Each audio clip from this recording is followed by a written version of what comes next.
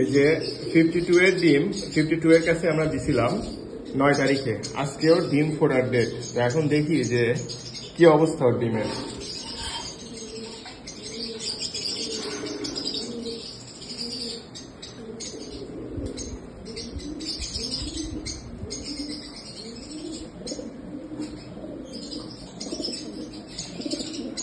এই যে এইখানে চির ধরছে, এই যে এখানে চির ধরছে। আজকে না, আগামীকাল ফুটবে। তো রেসার কবুতরের বেবি, এই কারণে আমরা একটা দিন দেখব, চেষ্টা করব যেন ও স্ট্রাগল করে বের হয়। আর আমাদের যেসব কালার প্রজেক্টের বেবি, এই যে এটা অনেকটা বের হওয়ার পথে। আর আমাদের যেগুলো কালার প্রজেক্টের বেবি, সেটা হলে আমরা কোনায় দেই, কারণ কি ওই বেবিগুলো তুলনামূলকভাবে উইক থাকে। তো আশা করতেছি সন্ধ্যার মধ্যে এই বেবিটা অনেকটা বের হওয়ার চান্স আছে, না হলে আগামীকাল ইনশাল্লাহ বের হবে।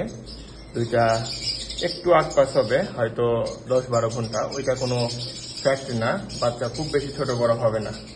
আর রেসার কবুতরের জন্য আরো টেনশন নাই, ওরা হলো বাচ্চাকে ভালোভাবে আর কি টেক কেয়ার করে। তো ওদের ডিম আমি ওদের কাছে দিয়ে দিই।